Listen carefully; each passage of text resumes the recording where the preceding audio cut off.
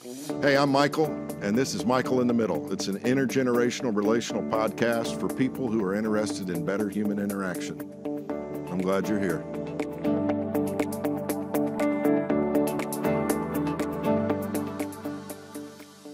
Well, hey, everybody. Michael Johnson here with you again for episode 33 of Michael in the Middle. And I am just incredibly happy about the special guest that we have here for this episode. It's my good friend. We've known each other since we were quite a bit younger. But for the record, I know I'm quite a bit older than he is. But that's Toby Rowland there in that other side of the screen. Toby Rowland is the radio voice of Oklahoma University or the University of Oklahoma. We got OU on the logo, but we refer to it as the University of Oklahoma, right? That's right. That's right. And you do football and basketball, but you also pitch in and do baseball and all at times. Is that right? Yeah, football, men's basketball, and baseball, full-time play-by-play for those sports. And then we have a TV network here called Sooner Vision. And, whatever slips through the cracks, if it's a softball game or a tennis match, or I've done rowing before, we'll pick up and do some of that as well. But mostly football, basketball, and baseball. Most people, I'm guessing, who would be watching this right now or listening on iTunes or Spotify, they might not know that Oklahoma has become quite the place for the sport of rowing and crew, right? I mean, right downtown Oklahoma City. Yeah, there's a river that goes right downtown, and it's become a training center for Olympic athletes. There's even a whitewater training facility there. We have a rowing team at the University of Oklahoma that competes against the Harvards and Yales and a lot of SEC schools and things like that. So it is a little bizarre. You don't think of rowing when you think of Oklahoma smack dab here in the middle of America, but it's fun. It's kind of a fun sport we've picked up. Yeah, I know you know this, but I grew up out there in Oklahoma, and I never once thought while I was growing up, lived there till I was 15, the Canadian River would ultimately become the site of Olympic rowing. It's just awesome. Yeah. It kind of runs right by Cattleman's Restaurant, which is still a Johnson family favorite down there. Yeah, that's exactly right. Well, Toby, this is one of those situations where, with our family situations being what they are, having known each other across the years, your grandfather and my grandfather were contemporaries in ministry in Oklahoma way back in the day. And then although my dad's a little bit older than yours, their paths have crossed at times. And actually, I've crossed paths with your dad a good little bit in leadership. My brother, Jeffrey, down in Texas, is a contemporary of your father's in the Nazarene Church as superintendents over great districts. And the old phrase that the lines have fallen in pleasant places, I think applies perhaps to our families and the way they've intersected. And just by way of introduction to the folks, I've really got to know Toby well when he was finishing college at Southern Nazarene University in Bethany, Oklahoma, west of Oklahoma City on historic Route 66 or 39th Expressway, as it's known to the post office anyway. But man, those SNU years, we were in Oklahoma 1992 to 97. When were you in college there at SNU? 91 to 95. I graduated in 95. And then, if I remember correctly, you were did you become sports information director, right? Was it even while you were still in college? Yeah, my senior year, I was on the basketball team at SNU, and I word that specifically because I did not play. But after my junior year, Bobby Martin, our head coach and athletic director, came to me and in not so many words said, if you will give us back the scholarship that we are wasting on you to play basketball, we would love to start a sports information department, because they were, if you remember, they were getting ready to expand. Yeah. We basically had basketball, soccer, and volleyball. And they were about to start baseball and football and a lot of sports, golf and everything. and they didn't have a sports information department. And Bobby kind of knew what I wanted to go into. And he said, your senior year, if you'll kind of get us a sports information department up and running, we'll give you some money to do that. Sounded good to me. I didn't have to run line drills anymore, and I still got a little bit of money for college. And along with that, I got to start calling games my senior year with Larry Mills, legendary, the chairman of the School of Business, who I owe an incredible debt to this day. Yeah, that is so cool. And along about that same time, I've talked about this in some of the different episodes, just tangentially, mentioning that I transitioned out of a full-time ministry role at Oklahoma City First Church of the Nazarene, took on a couple of other, side jobs, consulting type positions. But I actually got to work with you from the fall of 1995 to the spring of 1997 as we restarted that 20-year dormant baseball program there at SMU. And you were such a huge help to me in terms of getting stories out and kind of helping build the platform for it. We had a tough first year in some respects, had a lot of fun. We got a lot of characters to campus, and they've proven to be, great guys, great citizens. It'd be easy to start telling stories there. One that I know you are aware of, a young man named Craig Shepard, who went to Mustang High School, which is your high school alma mater. Is that correct? Well, I grew up in Mustang. I actually went to high school in Indiana. You went to I want to talk about that because if I remember right, is it Newcastle? Newcastle, yeah. Like home to one of the largest high school gyms in the country. The largest high school gymnasium in the world, located in Newcastle, Indiana. Amazing. So you came to SNU from Newcastle. Correct. Yeah, we grew up in Mustang. Dad, as you mentioned, is a pastor. I went to elementary and junior high in Mustang, and in 8th grade, he took Newcastle First Church of the Nazarene. Yeah. And so I went to high school in Indiana, and then came right back to Oklahoma to go to Southern Nazarene to college. So I've got about a 5-year period in the middle of my life where I lived in the Hoosier State. But other than that, I'm a Sooner. So a young man from Mustang High School, Craig Shepard, was a part of that first team. Great story. Some physical challenges.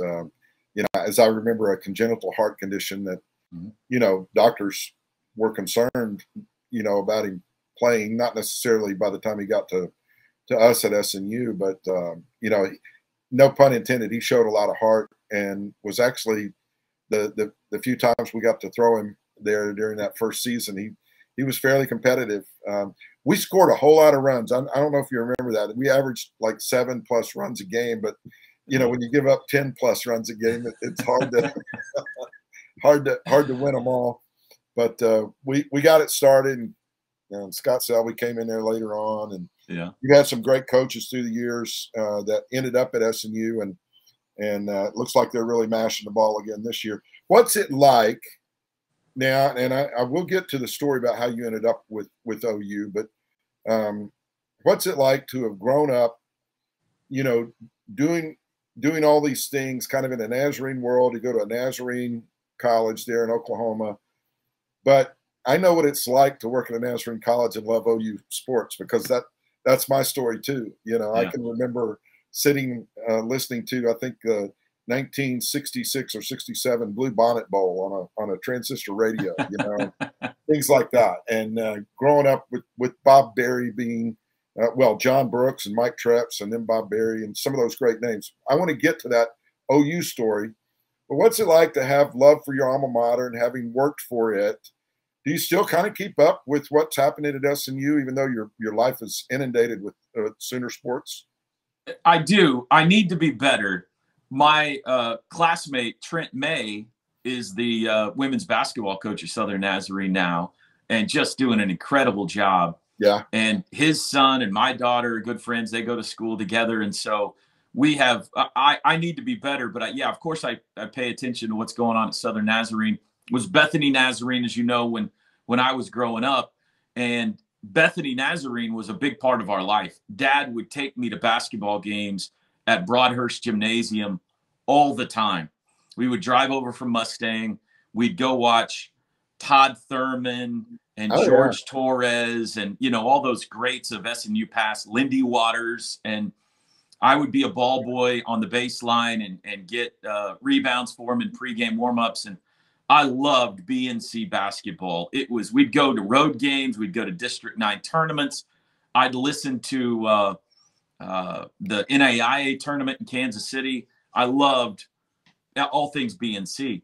But there was also this like OU thing that me and my dad would go to that was like larger than life. Like we would go to Owen Field.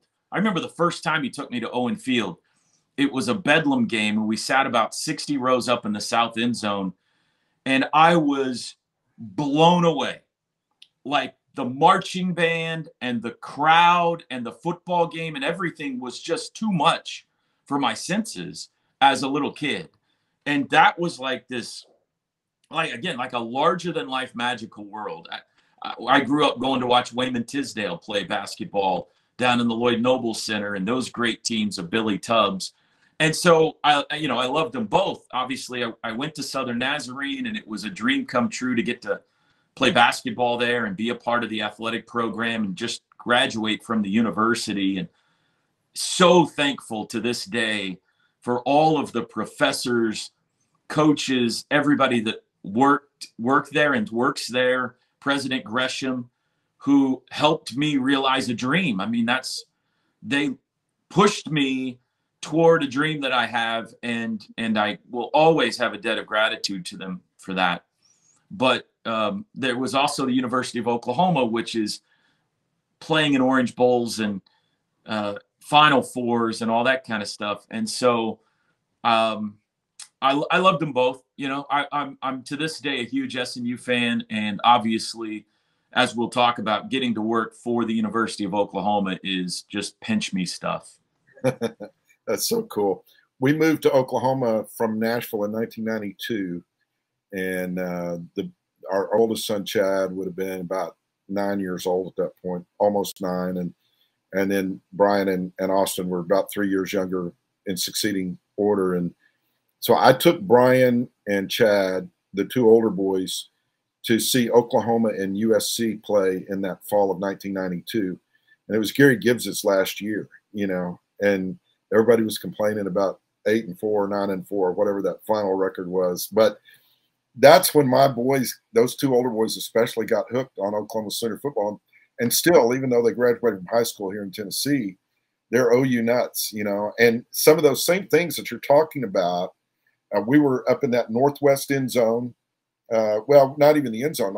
I was able to get decent seats, and so we were up in that northeast corner. And when the Pride of Oklahoma took the field, and that, you know, the drum major came out, you know, and threw his head back and started marching out through there, I was tearing up, and I looked over at my boys, and they're just, you know, same kind of thing that you're talking about. And yeah, so we'll talk about what some of those moments are. I don't want to rush ahead too much. Did you meet your wife Jenny while you were in college? I did. Jenny's from Indiana too.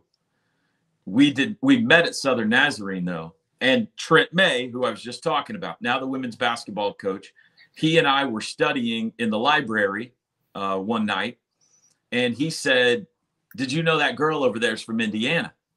And I said, "I had no idea. I didn't know there was anybody else at the school from Indiana." Yeah. And he had a class with Jenny. So he introduced us. That's the first time I met her, and asked her out, and she turned me down.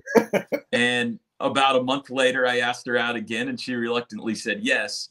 And then what really clinched the deal for me is we got to, like, we would drive home for holidays together. It was cost efficient. We didn't have to drive two cars. Either, you know, we could ride together, and I'd drop her off in Indianapolis and go to my house, or vice versa. The two kids from Indiana, saving gas. But long car rides are amazing for relationship building, or probably fracturing if you don't get along. But we got along and fell in love, and got married just after I graduated in 1995. I remember Jenny not only being a beautiful young lady, but just one of the nicest people in the world. You know. Yeah. And giant heart, She's a social worker. Awesome. She's made me a better person. We're a good team in that way because I tend to be task focused and she's people focused. Yeah. And she is really good at stopping me and telling me to make sure that that there's people involved here, you know. So she's been obviously we've been married now for going on 28 years. She's the light of my life. And you have children? We have 3 kids. My son Trevor's 25. He went to OU. He is about to take a job with the Albuquerque Isotopes in the Colorado Rockies organization. Yeah. I have a son, Peyton, who is about to turn 23, who is an assistant golf pro at a local golf course here in town. And then the boss of the family is our daughter, Chloe, who is a freshman at Piedmont High School. And she runs our whole world. We just chase her from volleyball to golf to whatever she has to do. She's got us wrapped around her finger. So I know that's just got to be a blast to have watched your children, you know, as you've been on your journey, watching your children take this journey of their own to find their way and to, you know, do what they do in school and find things that are meaningful to them and all of that. It's an amazing blessing, is it not? It really is. And not a single one of them yet have shown any interest in being in the world of broadcasting, which is great. My daughter's probably the biggest talker of the group, so maybe she will someday. But, you know, when I was early in my career journey, I was working at Channel 9 here in town, and I was gone a lot. And that's when the boys were little because I was working nights all the time. And I missed out the first 10, 12 years of their life on a lot of stuff, you know, helping them with homework after school, going to little league games, all the kinds of stuff that a father needs to be around for and looks forward to. And so part of the greatest joy of the OU job has been over the last now 12 years, they have gotten to be a part of this amazing opportunity with me. And so they go to games. They travel with me on the road frequently. I'll take one or the whole family will go to a Final Four or a College World Series or even just a weekend series in Waco. And for us to get to do this job together, they feel like they're a part of it. I do my radio show at the house, all that kind of stuff has been a real treat. You answered one of the questions that I had. I know a little bit about the geography of the Oklahoma City area. So when you said you were in Piedmont, and I know where Norman is, that's got to be about a 40 to 45 mile drive, I bet, if you're running from Piedmont all the way down to Norman. So your radio show, I think I got this right. You do a Monday through Friday regular radio show, 6 to 9 a.m. Is that right? Yeah, this is it's 19 and a half years now. My co-host TJ Perry and I have done the morning radio show together on a sports radio show in town, and it's 6 to 9 a.m. You're on is it KREF? Is that right? Is that the call letters? That's right. It's actually a network now. It started out as just a small AM station in Norman, and now we've got a network of about 8 stations around the state that carry us, as well as obviously streaming apps worldwide. And it's fun. You know, for 5 or 6 years, getting up that early was hard. And then, as you probably know, the older you get, your body kind of adjusts. And now it's not hard getting up. It's hard on the weekends or when you have an opportunity to sleep in. When you can't. It's hard for me to get past 7 a.m. now, but I like it. It's fun. We have a good time. We talk some sports, but we talk a lot of silliness too. And it's over by 9 o'clock, which allows me to kind of get on with the rest of my day. I love it. So the chronology of it is you work at SNU for a little while, you're sports information, you're doing games. And at some point you transferred or transitioned, I should say, to TV there in town, right? And is Channel 9 the CBS affiliate, if I remember correctly? That's correct. Yeah, I was an intern at Channel 9 my senior year at Southern Nazarene in the sports department. It happened to be 1995 when the Murrah building bombing happened in downtown Oklahoma City. Yeah. And so in that horrific situation, I had an internship where not only was I working for Channel 9, but I got to work for CBS National News and 60 Minutes. And, you know, the national news lived in Oklahoma City for about Right. 3 months after that. I remember. And that was an amazing learning experience in the middle of a terrible, terrible tragedy. But I interned there for a year. Then I worked at Southern Nazarene, but I kept in touch with Bill Tegans, who was the sports director there. I don't know if you know who Chris Harrison is, who has been the host of The Bachelor for many years, but he was a sports reporter for Channel 9 at the time, and we were good friends. And about 5 or 6 years later, they called and had a position open for a producer. So I went to work for them on part-time. I was doing SNU and Channel 9 as a weekend sports producer for them. And then a full-time job became available in about 2001. And that's when I left Southern Nazarene and went to Channel 9 full-time and worked there for about a decade or so. Did you start doing some work with OU prior to your departure from Channel 9? Yeah, they were University of Oklahoma's owner. I mean, Channel 9's owner, David Griffin, owned a percentage of Sooner Sports Properties, which is the television and radio arm of OU. And so anytime they were looking for talent to fill in, they tended to kind of look at Channel 9 people first. So Dean Blevins would do some stuff for them. And I started doing some baseball and softball games when I had a free night. Eventually, it led to getting the sideline job with the football broadcast in 2019, which at the time I thought this is the greatest thing. 2009. 2009. Yeah, sorry, 2009. Yeah. And so I was like, I was in heaven. I could have done that for the rest of my life and, been perfectly happy. I was on the sidelines going to bowl games and huge matchups and in the locker room and interviewing Bob Stoops and Bob Berry Sr. was the play-by-play voice. They call him the legend out here. He's 50 years been calling play-by-play in the state of Oklahoma. So I was happy as a lark. And in my second year on the sidelines, Bob Berry announced his retirement. He was going to retire at the end of the year. Yeah. And I told Jenny, and she said, well, you're going to go for this, right? And I said, sure.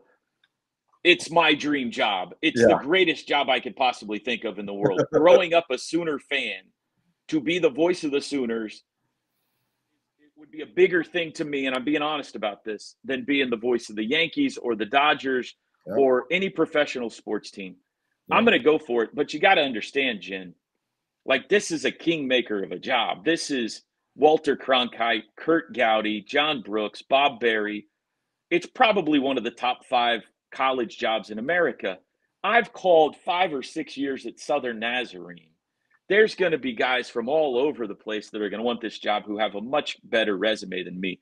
We've got no chance at getting this job. And she said, well, you're going to regret it if you don't try. And so I did a resume tape and let them know my interest. And several months passed and I didn't hear anything. And I just assumed that I wasn't in the hunt. And one day I got a call that said, hey, can you do a phone interview on Monday? You're one of the 5 finalists to be the next voice of the Sooners. And I said, you're not going to believe this. We got no chance at getting this job. But now we can tell people that we were one of the 5 finalists to be the next voice of the Sooners. I did the phone interview. It went great. They said the next step is we're going to invite the top 3 candidates to campus for face-to-face interviews in a couple of weeks. If you don't hear from us, just assume you didn't make the cut. This is all top secret stuff. 2 weeks pass. I didn't hear anything. 3-4 weeks go by. Nothing. Assumed we didn't get it. Then I get a phone call. Say, can you be on campus Monday morning for face-to-face interviews? You're one of the 3 finalists. I said, honey, you're not going to believe this. We have no chance at getting this job. I'm sure they're just throwing me a bone because I'm the sideline guy and they're trying to keep me happy. But now we can always tell people that we were one of the 3 finalists to be the next voice of the Sooners. She had more faith than I did. She made me go buy a new suit for the interviews. I did the interview with the athletic director in the morning, and I know him pretty well, so it went great. And then he walked me over to our university president's office, the Oval Office on campus. David Boren was our president at the time, who used to be the head of all national security in the United States. He was the governor of the state. He was a senator for many years. And I have never talked to David Boren in my life. And I walked into his office. He knew everything about me the minute I walked in. He knew my parents. He knew every professor I'd ever had at Southern Nazarene. He knew my family's names. He knew everything about me. We had about a 90-minute conversation about the job, about the history of OU football. It was great. It was like chatting with a good friend. It went tremendously. And after about 90 minutes, he looked at his watch and he goes, "Oh my, I got to let you go. Henry Kissinger is coming over the house tonight, and I got to get home to make sure everything's okay."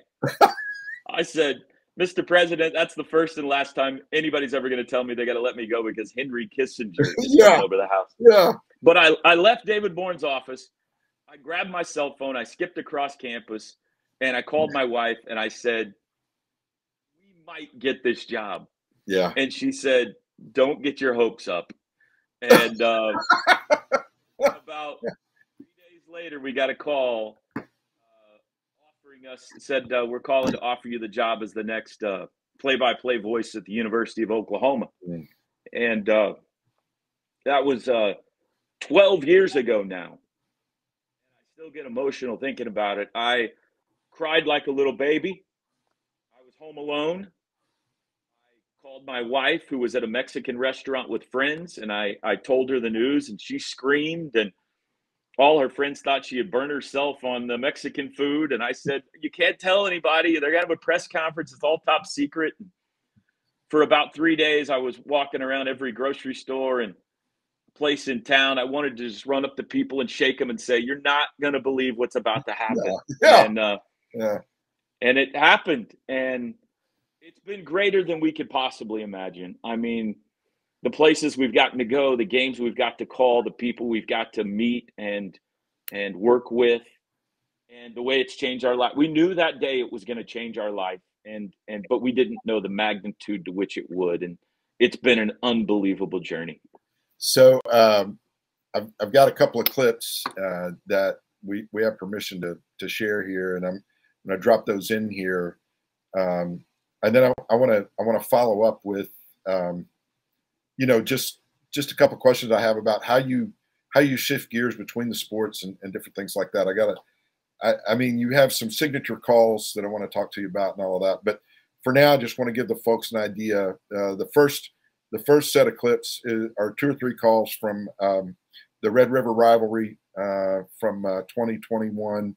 When OU made an incredible comeback to win that game.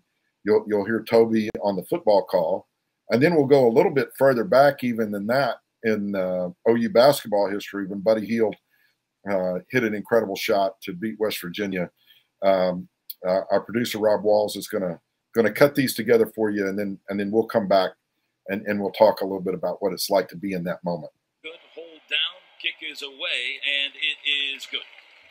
Williams shotgun snap, straight drop, 4-man rush. They pick it up, looking deep, steps up in the pocket, gonna wing it for the end zone for Mims. He comes back for it. He caught it! He caught it! Isn't it in? No signal yet. Touchdown! Williams in the shotgun, Stoops in motion. Direct snap, Brooks fakes the pitch, bounces it outside. He's to the 30, he's to the 25, he's to the 20, he's gonna go! Kennedy Brooks, he just won! He just won the game! Kennedy Brooks just won OU Texas! We may have surpassed it with the greatest game in OU Texas history. Unstinking believable. Kick it through the end zone if you can. It's a squib kick right down the middle. Brewer up to field it. He's going to run it out. This is going to be it. He's to the 35. He's to the 40. He leaps a man. He's down. And you can unhitch the wagon. Put the ponies in the barn. Oklahoma has just offered the greatest comeback in OU Texas history. Steve Spangler, the former quarterback, gives it to Buddy. Half court for the win. It's gone! It's gone! It's gone! It's gone! Buddy Hield makes it in from half court, and he crawls into the crowd. Oh, mama! In the city of Royals, Buddy Hield, frustrated all night. He's the king. Give him the Player of the Year award right now. Wow, that is so cool. I mean, a lot of times we listen to your calls, through the streaming services that are available to us, or like now, when it's a home game, Sirius XM with the Big 12 channels, has the home team feed, and so we can catch that a lot. It's harder to get it to sync up to listen to you make the call when we're watching the network feeds, and I think they do that on purpose, on Saturdays and stuff like that. But my two older boys, as I said, are big OU fans. My dad is 86 and remembers OU football all the way back, to the Bud Wilkinson era, and my brother, of course, maybe is even a bigger fan than I am. My brother rides the crest of human emotion based on how his sports teams are doing. So anyway, having done a little bit of radio myself, but more particularly public address, and you would remember that. I got to be on the call when I was out there in Oklahoma for 5 straight years when Southern Nazarenes women were winning NAIA national championships and all of that. There's something magical, I think, about the radio broadcast that sometimes the pictures on the screen almost get in the way of. And I respect people like yourself who are able to paint the picture. And if you've been in a stadium and you know what the stadium looks like, sometimes it's more fun almost to hear the radio call, because the imagination of the moment paired with the words of the announcer, there's just some magic there. What's it like? I mean, in basketball, you're right down on the floor. You get a real, you're right there. You can smell the sweat. In football, you're how many hundreds of feet in the air, trying to keep up with it. Yeah. And yet you have spotter boards for both, right? Yeah, that's right. It's, the 3 sports are drastically different, and I enjoy them all. I get asked all the time, which is your most fun? And I can't answer that question, because each of them is unique and enjoyable for different reasons. I played basketball. It was my sport growing up. So the verbiage, the terminology, the nomenclature, the strategy, all of that comes a second nature to me. I understand the sport of basketball the best of all of them I call. It's like riding a bucking bronco. It's just constant action. You just see it and say it. There's not a ton of room for, the analyst has to get in quick and get out, because the action hardly ever stops. Right. But it is just a rush. It's really hard for me to go to sleep after a basketball game, because your adrenaline gets to flowing and the synapses in your brain are firing so fast to remember names and speak words quickly and everything, that coming down off of that is the hardest of the sports for me to go home and go to bed. Baseball is the most pure and romantic sport to call on the radio. It is Vin Scully. For me, it was Marty Brennaman growing up. Yeah. I would mow lawns and I would listen to Cincinnati Reds games, thousands of them growing up. There is something beautiful about a baseball game that's done well on the radio. Yeah. It's hard to do it well, because in about a 4-hour broadcast with pregame and postgame and everything, you might have 15 minutes of action, which means you've got to hold the listener's attention for all that dead time. And it takes a lot of research. It takes storytelling ability. It's hard to do well. And I love that challenge. And I just feel like it's the purest form of what we do. Football, at the University of Oklahoma is just a monster. You know, it's what everybody cares about. It's like Tennessee, it's like Alabama, it's like everywhere else. We have, I don't even want to know how many people listening.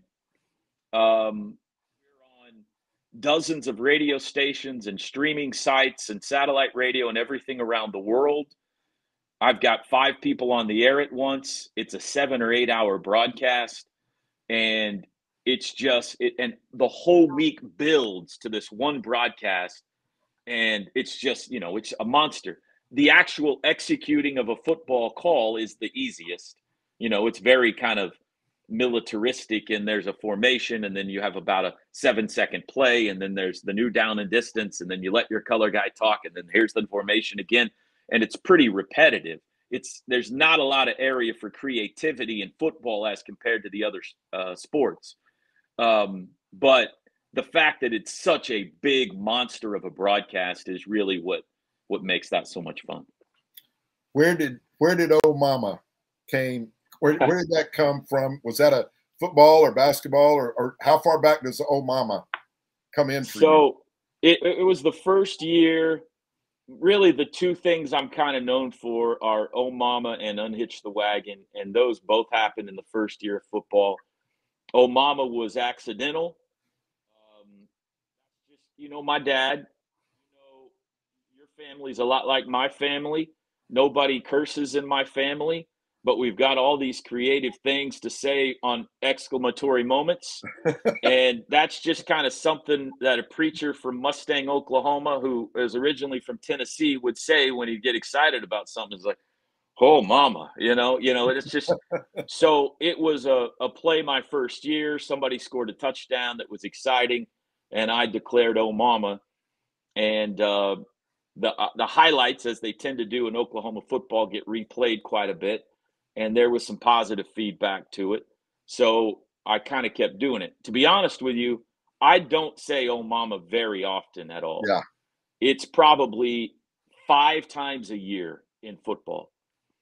But it tends to be the 5 biggest plays of the year that get picked up and repeated a ton. So people think I say it for every touchdown. I don't say it much at all. It just tends to be what, you know, gets attached to the big plays. Unhitch the Wagon was somewhat forethought. As I mentioned, I am a big Cincinnati Reds fan, and one of the things I enjoyed most when listening to Marty Brennaman call games was when the Reds won, when they got the final out or the game-winning run, he would say, "And this one belongs to the Reds." And I love that. Even if it was a blowout, I'd stick around to hear Marty say, "And this one belongs to the Reds." And it became his signature line. Yeah. And I thought it would be cool if I could think of something to say that when OU clinched a game, you know, that would be my, "and this one belongs to the Reds." Yeah. But you can't force those. I mean, you can't pre-think that kind of thing, or it sounds corny, and maybe they sound corny anyway. But first year. For anybody who knows anything about OU football, the Sooner Schooner is just the stuff of legends. I mean, we were at the Orange Bowl. The year slips my mind right now, but playing the Washington Huskies, and all OU had to do was beat Washington, and they would win the mythical national championship because Brigham Young had lost. Yeah. And in that game, we were there, and we watched the Sooner Schooner get flagged for unsportsmanlike conduct or delay of game or whatever, where you could see the official running toward the schooner to throw a flag on it, you know. Amazing. And, you know, it's turned over a couple times when the kids are going too fast and stuff like that. But it's such a part of the lore of OU football now and all that. And so Unhitch the Wagons, you know, you put the ponies in the barn. It's a great visual for us. It's a sign that, you know, it's a job well done. It's completed. And somewhere along the way, you ended up becoming a children's book author, and that's the name of the book, right? Unhitch the Wagon? Yeah. Yeah, well, the first year I was calling games, we were killing Ball State or something. Yeah. In the third quarter, it was like 63-7, and they scored another touchdown, and the ponies came running around. And I just said on the air, we can probably unhitch the wagon and put the ponies in the barn. That's enough today. Yeah. And again, it was one of those highlights that got picked up and people liked it. And so I thought, that might work. So that one gets said a lot more often whenever OU clinches victory, and probably honestly is what I'm better known for than anything else. Sure. So I did write a kid's book a couple of years ago and felt like that would be a title that not only would work with the theme of the book, but also people would associate with who the author was. And it's been a lot of fun. It's been a lot of fun. We had a good friend, our mutual friend out there, Jim McCullough, who bought a few copies of it and had you sign them for us, and by extension, our grandkids and all that. And so it's meaningful in our house for sure. And I appreciate that. Yeah, it's very, very cool. So when you get ready to do your radio show, that's a daily thing. You're kind of just reacting to the news of the moment, I guess, the way, is it mostly talk? Do you have callers, who are able to get in and chat with you? Is it a typical sports talk show? Yes, we don't take a lot of calls. We have kind of transitioned to more text messages through the years, okay, just because you can filter that a little bit better. You put somebody on the air and you never know exactly what they're going to say, whether it's going to be interesting or appropriate or what. So there are some callers that we'll take, but not a lot. We pretty much just do text messages. And my preparation for that is just basically as a day goes along, in my notes on my iPhone, anything that happens that I think I might want to talk about tomorrow, I'll put it in my notes and maybe edit some audio together, set up some interviews for the next day. But we've been doing it long enough that I don't stress about it a lot. Sure. I used to plan out every segment when I was first into it because I didn't trust my ability to kill a segment or even an hour sometimes with a topic. I felt like I had to pre-plan everything I wanted to say. As time goes on, I have kind of figured out that sometimes no matter how much planning you do, a show will go a completely different direction if you just allow it to. Yeah. My co-host may tell me about dinner the night before, and suddenly a debate over what he had for dinner will become the entire 3 hours of the show.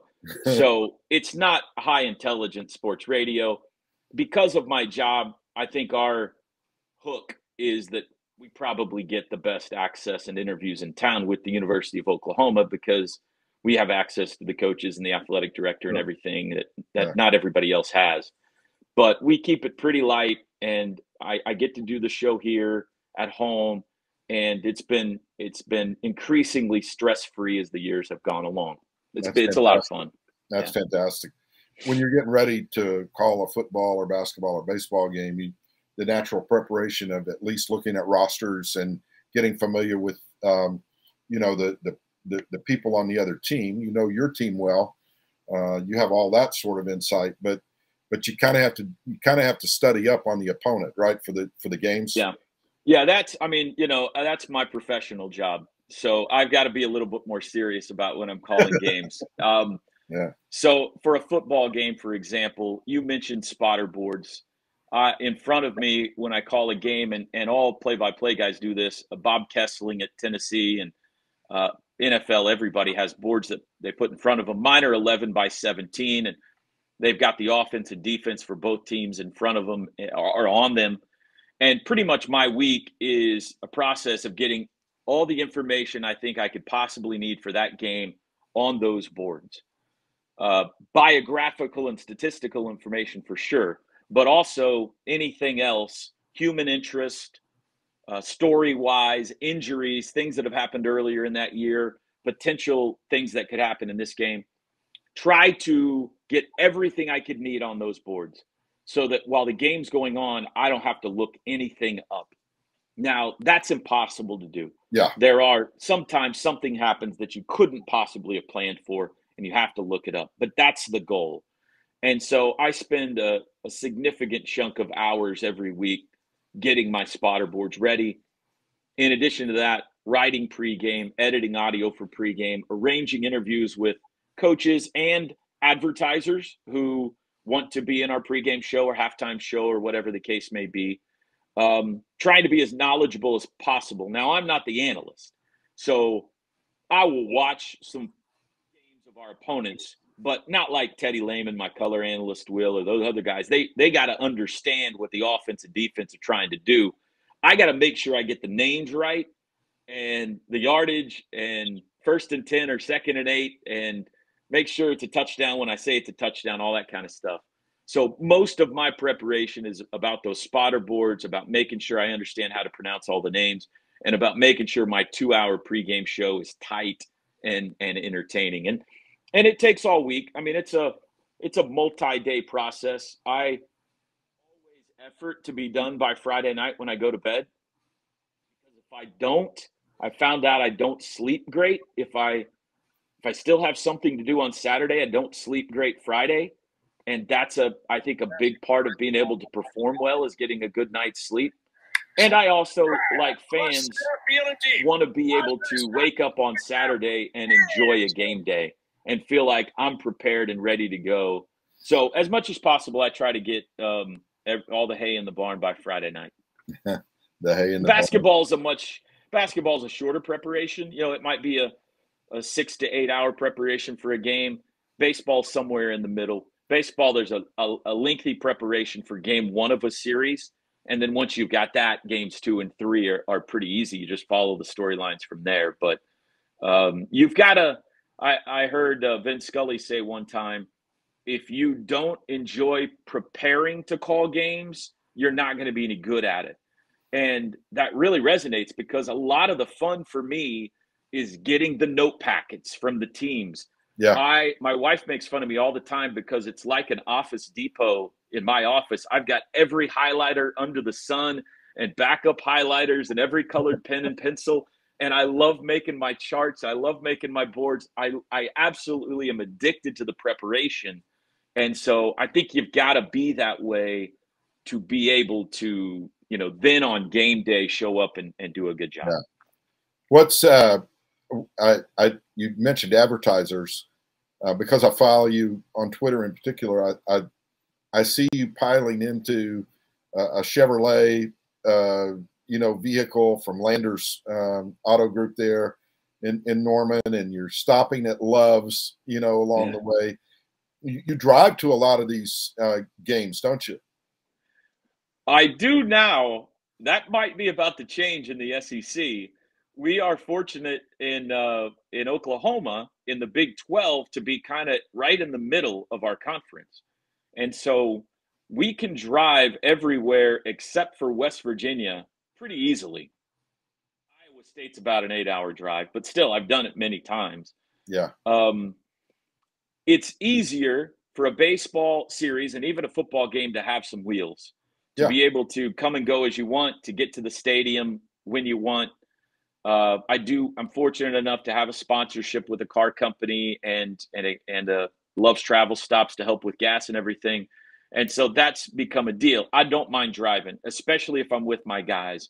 When the crew's together, we're laughing and telling stories, and it's a lot of fun. Basketball, I tend to fly everywhere with the team just because they're in and out in one day, and it's just a lot easier for the amount of time, it's not worth it to drive. But we're about to go to the SEC, and really Arkansas is 3 hours away, and Austin is about 5.5 hours away. Texas A&M is probably about 6.5 hours away, and everything else is way away. Yeah. So I think my driving days are probably slowing down significantly, and I'm about to spend a lot more time in airplanes. Well, there's mixed emotions with people like myself who've grown up with OU football and the Big 8 and then the Big 12 and all of that. But having lived in Nashville and likely to live here the rest of my life, I'm in SEC country all the time with my work here at Trevecca. And I'm pretty excited about the fact that, we'll get to see OU a lot and maybe in some road games down here. And, I think that's going to be very interesting. We could talk for another hour about the landscape of college sports and how all of that's changed. And it would be easy to decry the NIL and the portal and all those kinds of things that have kind of shifted a little bit, where it doesn't feel like the kids are quite as loyal to the institution maybe as they used to be. But there's still something magical, is there not, about the name on the chest, the for an OU fan, hearing Boomer Sooner, especially in football games, 13 to 14 times an hour, More than that, yeah. There's still that pride that's there, and I think it's just amazing to watch someone like yourself who could have dreamed about this job. I mean, people talk to us about our son from time to time, our youngest son who's on TV with Saturday Night Live. I listened to you talk about those stages of getting the OU job. It was almost like listening to Austin tell his story about how he ended up at SNL, because there were these stages. Dad, they want me to send a tape, but don't get your hopes up. Dad, they want me to do a showcase, but they're asking a lot of people. Dad, they want me to come to New York, and Dad, I'm on the show, So what do you tell kids these days about, whether it's about broadcasting or whatever it is? You've written a children's book. What if somebody's out there listening and they've got a kid that has a dream to do this or that? Do you talk to people about that from time to time? I mean, your book actually was about two little ponies who wanted to run the schooner, right? I mean, am I right about? Yeah. All right, go for it. I mean, I'm fortunate enough to teach a play-by-play class at the University of Oklahoma as an adjunct professor. And I tell those kids all the time, who not all of them want to go into it as a profession. Some of them are just curious to see what it's like, but a lot of them do. And I tell them all the time, it is way better now for you than it was even for me, not that long ago, 25 years ago now, when I was trying to get into this, because of the internet, because of streaming. Back in the Southern Nazarene days, if you didn't have a radio station, you weren't on anywhere. Right. And then we kind of figured out in the early days of the internet, if you put a phone up to something and you put another phone over to here, then you could get a broadcast on the internet. Mom and dad in Indiana could listen. And if we would have just patented, I think that's how Mark Cuban got rich. And we did it and didn't even know how to sell it. We could have made a lot of money, Michael, back in the day. But I've had enough lament for the day. Let's move on. But I tell kids, listen, everybody's broadcasting everything now. I apologize. Somebody must be at the door. My dogs are going crazy, so they'll calm down in a second. But my daughter's high school volleyball games are streaming now. Yeah. Everybody's broadcasting everything. So the opportunities to try it, to get reps, to see if you're good at it, to get tape, to be able to show colleges and professional teams and everything, so much greater than it was 25 years ago, that it's really kind of the optimal time to go into this industry. But I mean, I've been fortunate, extremely lucky. I was in the right place at the right time and have people put faith in me that probably had no right to put faith in me. But if you got a dream, if there's something you really want to do, why not swing for it? What does it hurt? Go for it. Yeah. And if you don't get it, then you won't have the regret of never having tried. And who knows, maybe you'll get lucky. And maybe you'll be in the right place at the right time. And so that's just kind of always my message. I got a couple final questions that I wanted to get to, and what are some of your most remarkable interviews that you've had?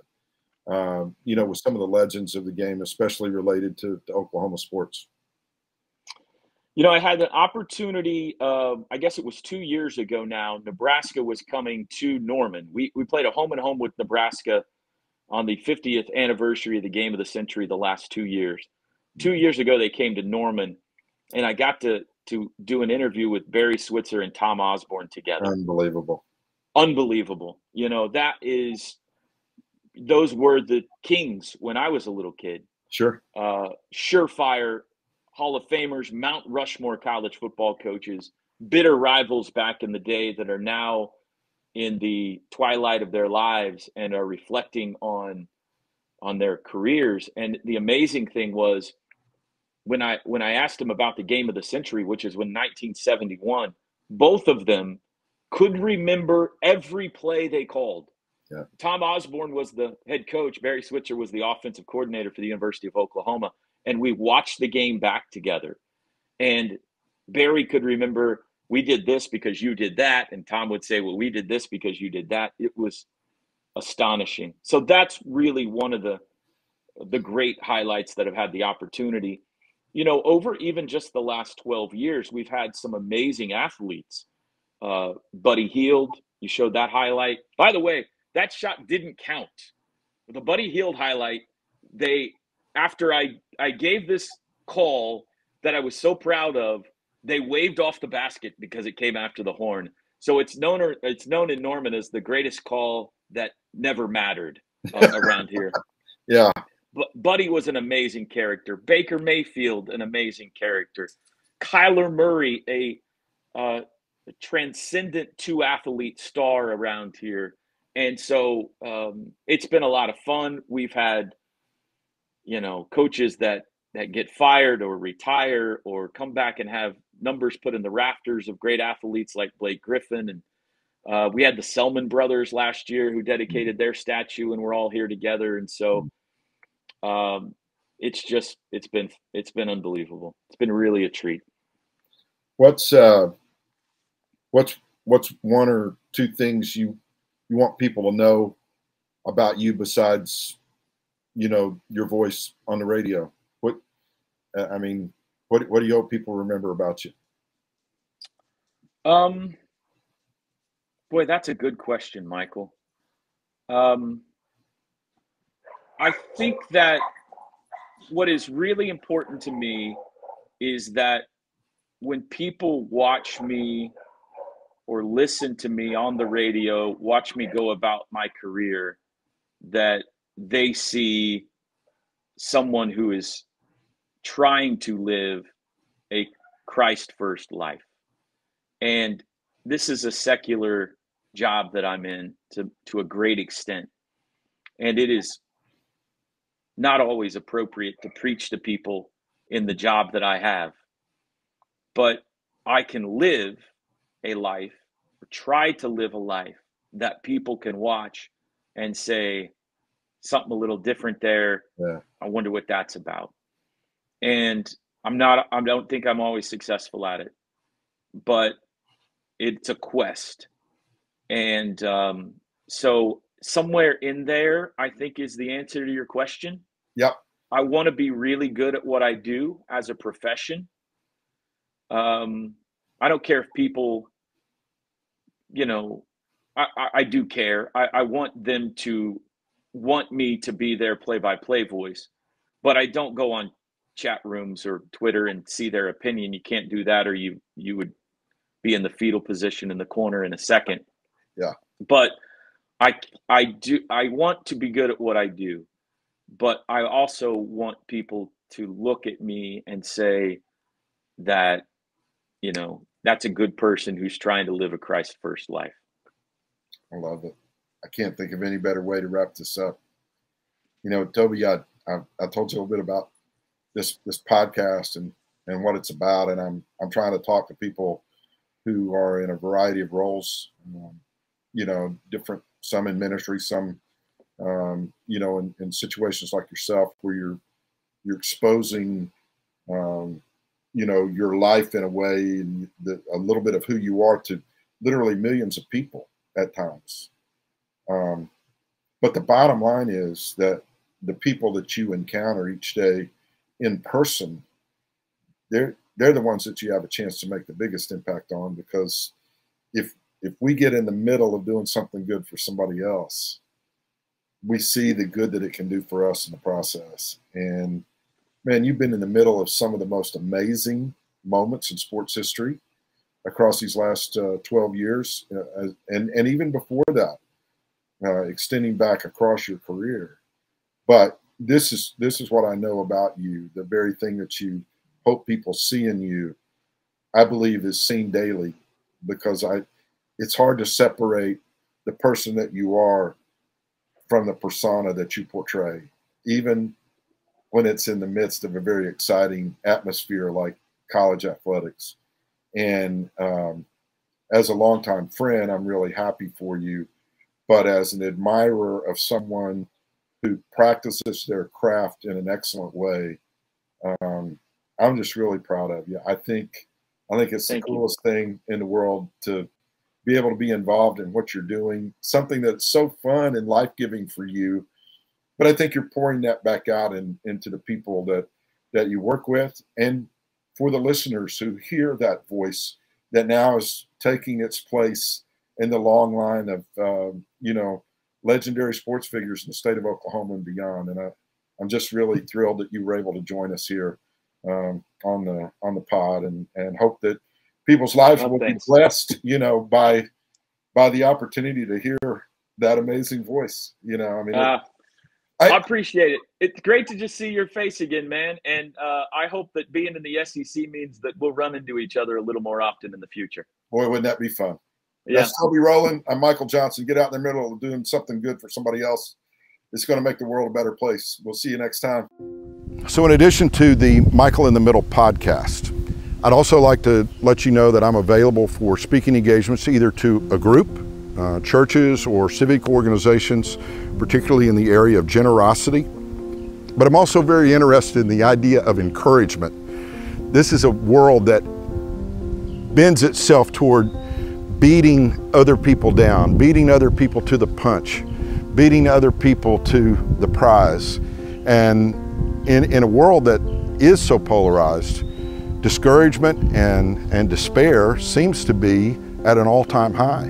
We hear about mental health issues for folks. We hear about people that just don't know that there's much to live for. I happen to believe in a realistic sort of way, because I know that life is difficult at times, but I believe that an encouraging word, well-spoken and timely fit, makes a huge difference in the lives of others. So I'm available to speak to your team in your organization about the value of being generous with your encouragement of others. And I'd love to share, with your group organization, particularly along those lines.